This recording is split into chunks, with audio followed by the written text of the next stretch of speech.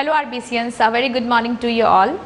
Today we are going to start with the most important topic. आज की जो हमारी टॉपिक है स्टूडेंट, वो एक बहुत ही यूनिक और डिफरेंट टॉपिक है जो कि मैक्सिमम लोगों का डाउट्स होता है, मैक्सिमम लोग इस बारे में जानना चाहते हैं।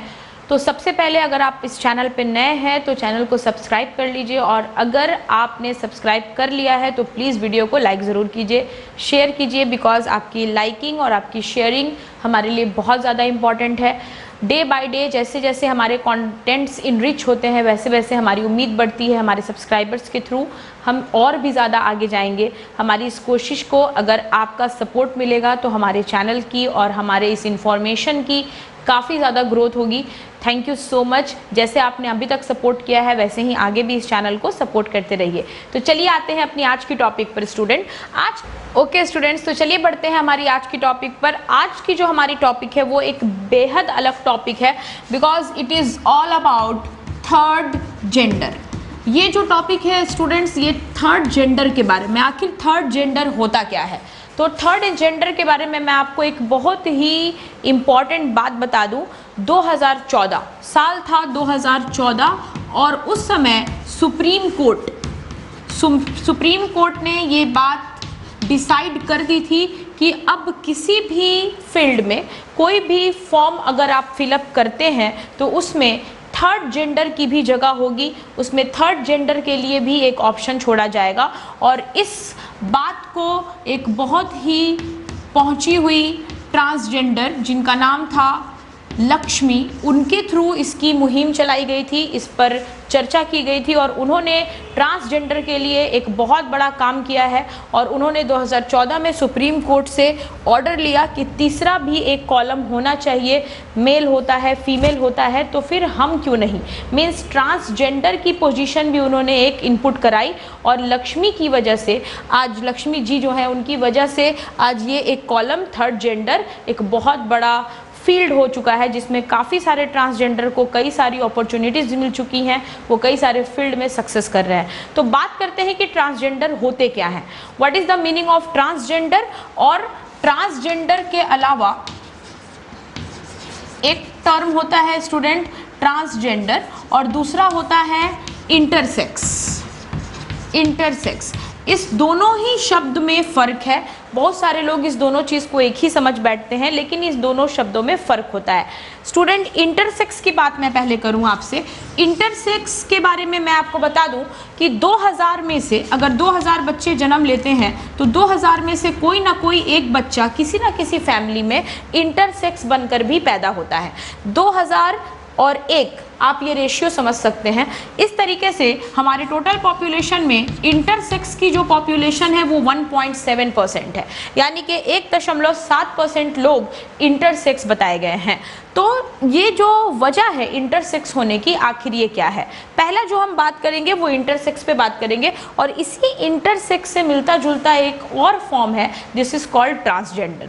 स्टूडेंट्स, ये कोई दूसरे लोग नहीं होते, ये हम और आप जैसे ही लोग होते हैं, बस इनके अंदर कुछ ना कुछ कमी हो जाती है, जिसकी वजह से इनको सोसाइटी में कई सारे डिस्क्रिमिनेशंस, कई सारे लोगों के कमेंट्स, बहुत सारी चीज़ों को सहन करना पड़ता है। इंटरसेक्स होना किसी पेरेंट्स के अंदर या किसी बच्चे के अंदर की बात नहीं है। इंटरसेक्स होना ये डिपेंड करता है 4 फैक्टर पर। क्यों कोई बच्चा इंटरसेक्स हो जाता है, क्यों उसके बॉडी के अंदर वो डेवलपमेंट नहीं पाई जाती जो उसको या तो कंप्लीट मेल या तो कंप्लीट फीमेल बना सके। तो वो 4 फैक्टर्स जिसके कारण बच्चे इंटरसेक्स हो जाते हैं, या किसी न किसी फैमिली में एक बच्चा जिसको हम किन्नर कहते हैं वो प्रोड्यूस हो रहा है, तो इसके पीछे क्या रीज़न हो सकती है। स्टूडेंट, मैं आपको बता दूं कि इंटरसेक्स होने के रिलेट में, ओके स्टूडेंट्स, तो हम बात करते हैं कि इंटरसेक्स होने के पीछे क्या क्या कारण है। सबसे पहला कारण है स्टूडेंट कि उनके सेक्स ऑर्गन की जो डेवलपमेंट है, डेवलपमेंट ऑफ सेक्स ऑर्गन, वो सही तरीके से नहीं हुई होगी। यानी कि उनके जो सेक्स ऑर्गन है, सपोज कीजिए मेल का जो सेक्स ऑर्गन होता है उसको हम क्या कहते हैं, टेस्टिस। फीमेल का जो सेक्स ऑर्गन होता है उसको हम कहते हैं ओवरीज। तो उनके बॉडी में क्या हुआ होगा, सपोज कीजिए एक नॉर्मल मेल के बॉडी में 1 पेयर टेस्टिस होती है, एक पेयर क्या होता है, टेस्टिस होता है, जिसकी वजह से वो एक नॉर्मल मेल है। और एक फीमेल के अंदर एक पेयर क्या होती है, ओवरी होती है। जिसकी वजह से वो एक नॉर्मल फीमेल है। लेकिन जो लोग इंटरसेक्स हैं, जो लोग इंटरसेक्स बनकर पैदा होते हैं, उनके अंदर क्या परेशानी होती है? उनके अंदर टेस्टिस में से एक और ओवरी में से एक, दोनों में से एक एक बन जाता है, यानी कि उनके अंदर एक टेस्टिस पाई जाती है और एक ओवरी पाई जाती है। ये दोनों ही फॉर्म कर जाते हैं अधूरे। तो ओवरी और टेस्टिस दोनों की वजह से सबसे पहली पॉइंट है कि जो इंटरसेक्स वाले होते हैं, जो इंटरसेक्स वाले होते हैं या जो खुद को ट्रांसजेंडर बना लेते हैं, उनको हम कहते हैं ओवोटेस्टिस। उनके अंदर जो ऑर्गन है उस ऑर्गन को कहा गया है ओवोटेस्टिस, यानी कि उनके पास एक ओवरी भी है और एक टेस्टिस भी है। तो आप जानते हैं कि टेस्टिस का एक होना ये उनके अंदर स्पर्म काउंट की फॉर्मेशन नहीं कराएगा, ओवरी का एक होना ये ओव्यूलेशन में हेल्प नहीं करेगा, ओवम फॉर्मेशन में प्रॉब्लम्स आएंगी। तो वो लोग, उनके अंदर टेस्टिस भी एक है और ओवरी भी एक है, तो दोनों एक एक होकर उनके अंदर दोनों ही कैरेक्टर्स एक साथ डेवलप कर देता है और दोनों का एक साथ होना क्या कहला रहा है? ओवोटेस्टिस कहला रहा है। तो पहली कंडीशन है कि उनका सेक्स ऑर्गन प्रॉपरली डेवलप नहीं हुआ, एक ही टेस्टिस बनी और एक ही ओवरी बना, जबकि ये दोनों नॉर्मल होने के लिए पेयर में होने चाहिए। तो नंबर 1 कंडीशन आप नोट करेंगे कि जो इंटरसेक्स होते हैं, जिनके अंदर वो दोनों क्वालिटीज़ हैं, उनमें सबसे बड़ी प्रॉब्लम ओवोटेस्टिस की होती है। ठीक है, अब हम आते हैं नंबर 2 पर। स्टूडेंट्स, नंबर 2 होता है कि उनके प्राइवेट पार्ट की डेवलपमेंट सही नहीं हुई होगी। सपोज कीजिए सेकंड कंडीशन क्या है? No development of private part, no development of private part. Private part से आप समझ सकते हैं, इसको हम जननांग कहते हैं। प्राइवेट पार्ट को हिंदी में क्या कहते हैं? जननांग कहते हैं। सपोज कीजिए मेल का जो प्राइवेट पार्ट है उसको हम कहते हैं पेनिस, और फीमेल का जो प्राइवेट पार्ट है उसको हम कहते हैं वेजाइना। ठीक है, तो वेजाइना और पेनिस ये दोनों ही प्राइवेट पार्ट होते हैं जो आगे की पीढ़ी को लाने में एक दूसरे के साथ कोएटस के समय जुड़ जाते हैं। तो इस तरह के लोग जो इंटरसेक्स होते हैं उनकी दुविधा क्या होती है? उनके अंदर पेनिस पाया जाता है, लेकिन पेनिस जो होता है वो डिसफंक्शनिंग होता है, मतलब कि उसकी साइज़ भी बहुत छोटी होती है, उसके अंदर से सीमेन भी रिलीज नहीं होगा, मतलब वो डेवलप नहीं होता, बिल्कुल स्मॉल साइज में पेनिस पाई जाती है। दूसरी चीज़, वेजाइना उनमें डेवलप नहीं होता, लेकिन मैंने आपको पढ़ाया था कि फीमेल में जो एक स्टिमुलेटरी पार्ट होता है that is just above the vaginal orifice, clitoris. तो यानी कि इनके अंदर क्या होगा? पेनिस क्या हो जाएगी? बहुत छोटी हो जाएगी, स्मॉल हो जाएगी, और साथ में इनका जो क्लिटोरिस होता है, इनके बॉडी में क्या पाया जाता है? क्लिटोरिस पाया जाता है, बड़े साइज की क्लिटोरिस पाई जाती है। तो आप सोच सकते हैं कि अगर ऊपर में क्लिटोरिस प्रेजेंट हो और नीचे में एक छोटा सा इल डेवलप्ड पेनिस प्रेजेंट हो, तो इस तरह में स्थिति कितनी ही दयनीय होगी, किस तरह की स्थिति होती होगी इस तरह के लोगों की जो इंटरसेक्स होते हैं, क्योंकि उनके बॉडी में फीमेल का भी एक प्राइवेट ऑर्गन है जिसको हम क्लिटोरिस कह रहे हैं, जिससे वो ना तो बर्थ में पार्टिसिपेट कर सकते हैं, ना ही प्रेगनेंसी कंसीव कर सकते हैं। दूसरा, मेल का जो ऑर्गन है पेनिस, वो इतना छोटा है, इतना स्मॉल साइज्ड है, जिसकी वजह से वो किसी भी इंसेमिनेशन की प्रोसेस में पार्ट नहीं ले सकते, उनके अंदर टेस्टिकुलर डेवलपमेंट कम हो रही है, तो वो फादरहुड में भी नहीं आ सकते। तो नाइदर मदरहुड नॉर फादरहुड, उनके लिए ये दोनों ही कंडीशन क्या हो जाती है? बुरी हो जाती है। तो यानी कि इस तरह के लोगों के अंदर सेक्स ऑर्गन की डेवलपमेंट ना होना, ओवोटेस्टिस फॉर्मेशन हो जाना, दूसरा उनके प्राइवेट पार्ट की डेवलपमेंट ना होना, तो ये कंडीशन है स्टूडेंट नंबर 2। अब हम आते हैं नंबर 3, थर्ड कंडीशन जो है। ओके स्टूडेंट्स, अब तीसरी कंडीशन पर आते हैं जो कि प्रैक्टिकली 100% आपको समझ में आनी चाहिए, और वो तीसरा जो फैक्टर है जो इंटरसेक्स बना देता है किसी को, वो होता है क्रोमोसोम फैक्टर। वो कौन सा फैक्टर है? वो है क्रोमोसोम फैक्टर। जैसा कि आप जानते हैं XY होना बताता है कि आप एक साधारण पुरुष हैं। दूसरी चीज, XX होना बताता है कि आप एक साधारण महिला हैं। फादर और मदर मिल करके अपने बच्चे का जेंडर बनाते हैं। सपोज कीजिए फादर से Y क्रोमोसोम और मदर से X क्रोमोसोम, ये मिलते ही जो है सन की प्रोडक्शन हो गई, सन बन गया, एक नॉर्मल बेटा ने जन्म लिया, और अगर XX मिला तो बेटी ने जन्म लिया। तो ये क्रोमोसोम का हेरफेर क्या है? स्टूडेंट, दो तरह के हेरफेर हो सकते हैं। सपोज कीजिए कोई XY बन रहा था, यानी कि किसी के अंदर XY बनना था, लेकिन इसमें एक और X क्रोमोसोम बन गया।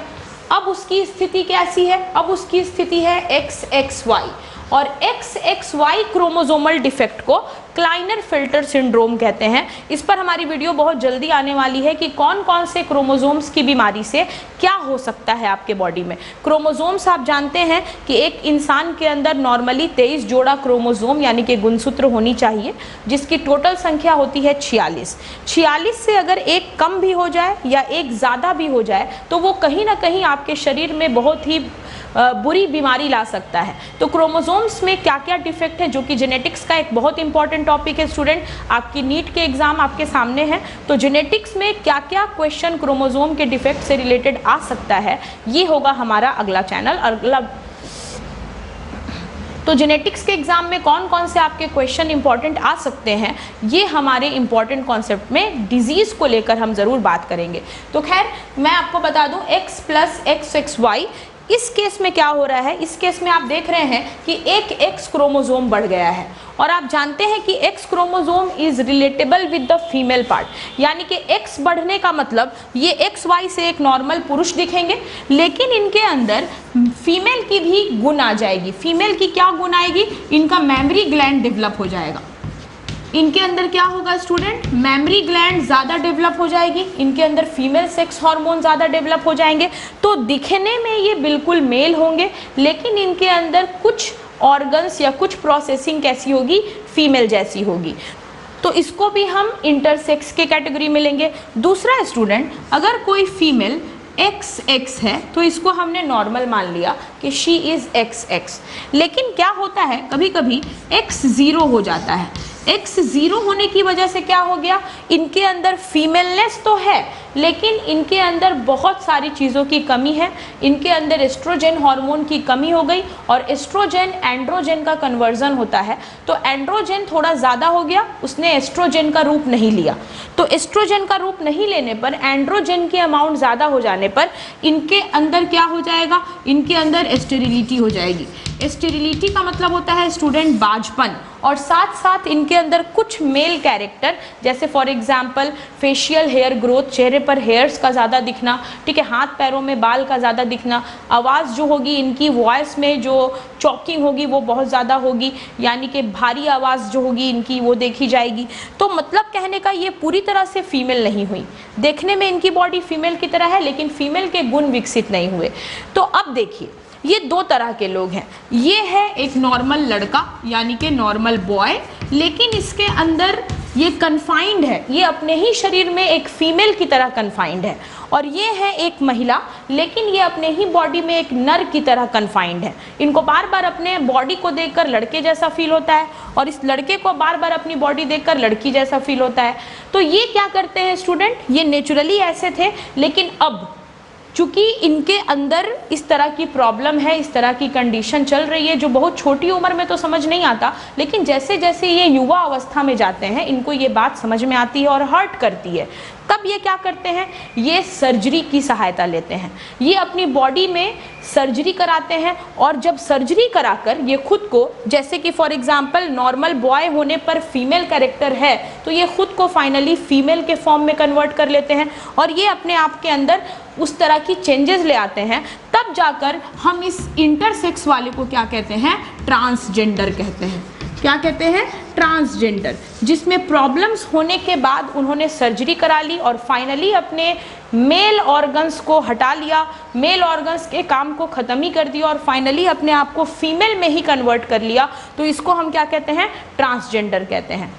स्टूडेंट्स, इंटरसेक्स और ट्रांसजेंडर दो अलग अलग चीज़ है। ट्रांसजेंडर में क्या होता है कि आप अपने जेंडर को ऑपरेट करके, सर्जरी करके चेंज कर रहे हैं, लेकिन इंटरसेक्स का क्या मतलब है, वो नेचुरली उसी तरह के हैं। और चौथा फैक्टर आता है स्टूडेंट, हार्मोन्स। ये भी एक बहुत बड़ी बात है। ये जो मैंने ट्रांसजेंडर वाली बात बताई है, इसमें कहीं ना कहीं सबसे बड़ा रोल हार्मोन्स का है। फॉर एग्जांपल, लड़के के बॉडी में फीमेल हार्मोन ज़्यादा प्रोड्यूस होना, लड़की के बॉडी में मेल हार्मोन ज़्यादा प्रोड्यूस होना, तो ये उनके अंदर में सेक्सुअलिटी को चेंज करेगा। इंटरसेक्स का सेक्सुअलिटी से रिलेशन नहीं है, लेकिन ट्रांसजेंडर कहीं ना कहीं सेक्सुअलिटी को दिखाता है, क्योंकि उन्होंने अपनी सेक्सुअलिटी को, अपनी लैंगिकता को ही चेंज कर दिया। क्योंकि अट्रैक्शन, फॉर एग्जाम्पल, ज़रूरी नहीं है कि एक बॉयज़ की अट्रैक्शन बॉयज़ के साथ हो, गर्ल्स के साथ हो, वो बॉयज़ के साथ भी हो सकती है। तो जब एक मेल के प्रति अट्रैक्ट हो रहे हैं क्योंकि उनमें फीमेल हार्मोन ज़्यादा है, तो that kind of person is known as gay, उसको हम गे कहते हैं। एक लड़के की अट्रैक्शन लड़के की तरफ। लेकिन अगर सपोज कीजिए एक लड़की है, फीमेल की बॉडी है उसकी, लेकिन उसमें मेल हार्मोन एंड्रोजन ज़्यादा बना, तो ऑटोमेटिक है कि हार्मोन से ही फीलिंग्स डेवलप होती है, इमोशन डेवलप होता है। तो वो है एक लड़की, लेकिन उसके बॉडी के अंदर हार्मोन जो है वो मेल वाला डेवलप है, तो ऑटोमेटिक उसकी अट्रैक्शन एक लड़की की तरफ ही होगी।